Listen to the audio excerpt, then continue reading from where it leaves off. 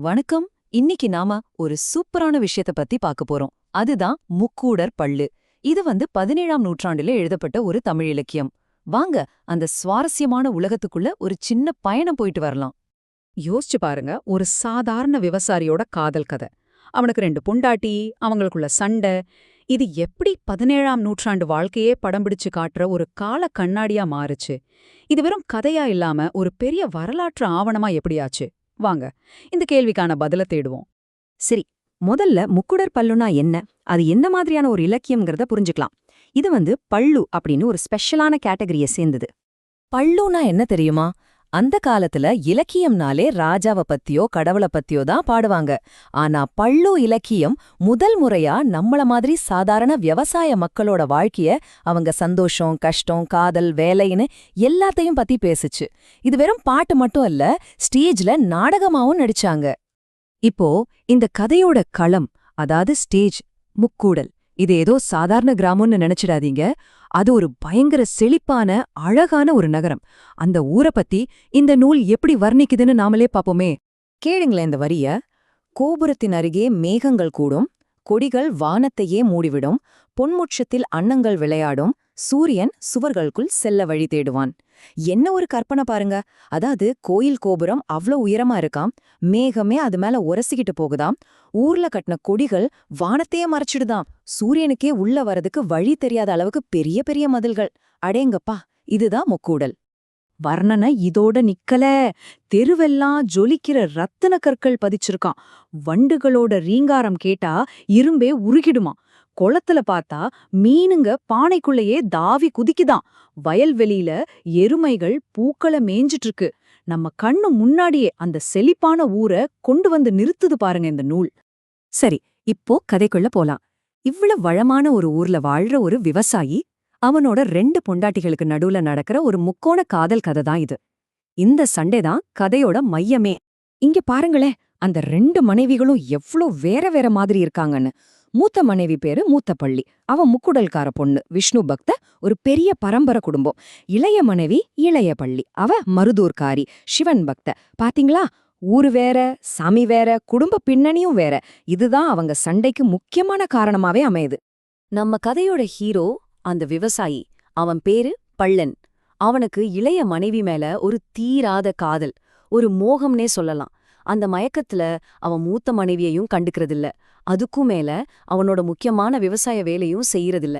இங்கிருந்துதான் எல்லா சிக்கலும் ஆரம்பிக்குது. கதை எப்படி போகுதுன்னா, முதல்ல மூத்த மனைவி நேரா பண்ணை மேலாளர்கிட்ட போய் புகார் பண்ணிடுறா. நம்ம பள்ளன் மாட்டிக்கிட்டு தண்டல வாங்குறான். ஆனா புருஷன் கஷ்டப்படுறத பார்த்து அவளுக்கே மனசு கேட்காம அவளே அவனை அந்த சிக்கல்ல இருந்து காப்பாத்துறா. அதுக்கப்புறம் 2 பொண்டாட்டிகளுக்கும் நடுவுல ஒரு பெரிய சண்டை நடக்குது. கடைசியா ஒரு வழியா சமாதானமாகி ஒன்னா வாழலான்னு முடிவு பண்றாங்க. ரொம்ப சிம்பிளான கதை தான், ஆனா எமோஷன்ஸ் நிறைஞ்சது. ஓகே, இது வரைக்கும் கேட்டா இது ஒரு சாதாரண குடும்ப கதை மாதிரி தான் இருக்கு இல்லையா? ஒரு பொழுதுபோக்கு நாடகம் அவ்வளவுதானா? நிச்சயமா இல்ல. அதுதான் அந்த முக்குடர் பல்லோட ஸ்பெஷாலிட்டியே. இது உண்மையில 17ஆம் நூற்றாண்டோட ஒரு டைம் கேப்சூல், ஒரு வரலாற்று பெட்டகம். ஆமா, இது வெறும் கற்பனை இல்ல. அந்த காலத்துல விவசாயம் எப்படி செஞ்சாங்க, சமூக அமைப்பு எப்படி இருந்துச்சு, பொருளாதாரம் எப்படி இயங்கிச்சுன்னு எல்லாத்தையும் போட்டோ எடுத்த மாதிரி அப்படியே பதிவு பண்ணியிருக்கு. எப்படின்னு கேக்குறீங்களா? வாங்க பார்க்கலாம். இப்ப இத பாருங்களேன். கிட்டத்தட்ட 20க்கு மேல நெல் ரகங்களோட பேரெல்லாம் இதுல சொல்லியிருக்காங்க.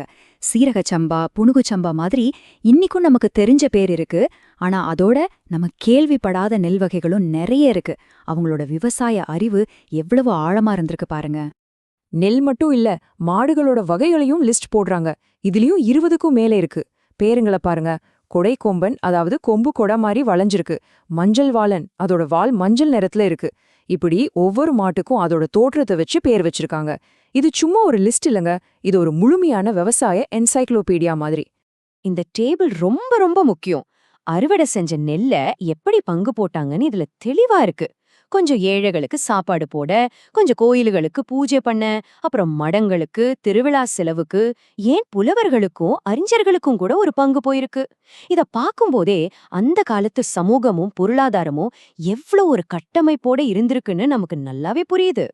சரி, கதை நல்லா இருக்கு, வரலாறு இருக்கு. ஆனா 300 வருஷம் கழிச்சும் நாம ஏன் இத பத்தி பேசிட்டு இருக்கோம்? ஏன்னா இதோட இலக்கிய நயம் அப்படிப்பட்டது. அதுல யூஸ் பண்ணியிருக்கிற ஒரு டெக்னிக் ரொம்பவே ஸ்பெஷல்.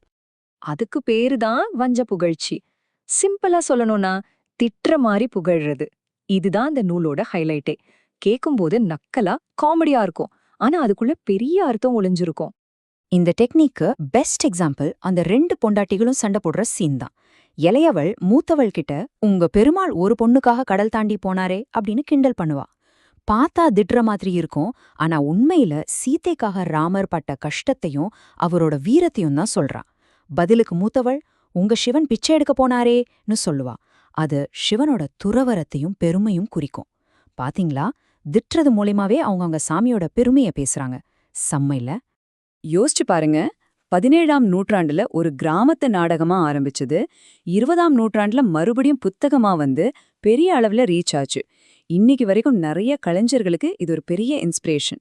ஏன், நம்ம பாரதியார் பாடின ஆடுவோமே பள்ளு பாடுவோமே பாட்டு கூட இந்த பள்ளு இலக்கியத்தோட ஒரு தொடர்ச்சி தான் சொல்லலாம். அப்போ சுருக்கமா சொல்லணும்னா, முக்கூடர் பள்ளு 3 விஷயங்களோட ஒரு சூப்பர் கலவை. 1 நல்ல என்டர்டெயின்மெண்ட், 2 அருமையான இசை, 3 நம்ம கடந்த காலத்தை பத்தின ஒரு விலை மதிக்க முடியாத வரலாற்று பெட்டகம். இந்த 3 ஒன்னா சேர்ந்ததால தான் இன்னிக்கும் அது நிலைச்சு நிக்குது. கடைசியா ஒரே ஒரு கேள்வியோட இந்த பகுதியும் முடிச்சுக்கலாம். முக்கூடர் பள்ளு 300 வருஷத்துக்கு முன்னாடி வாழ்ந்த மக்களை பத்தி நமக்கு இன்னைக்கு சொல்லுது. அப்போ நாம இன்னைக்கு உருவாக்குற சினிமா, பாட்டு, யூடியூப் வீடியோக்கள், மீம்ஸ் இதெல்லாமே இன்னொரு 300 வருஷம் கழிச்சு நம்மள பத்தி என்ன சொல்லும்னு என்னைக்காவது யோசிச்சிருக்கீங்களா? யோசிச்சு பாருங்க.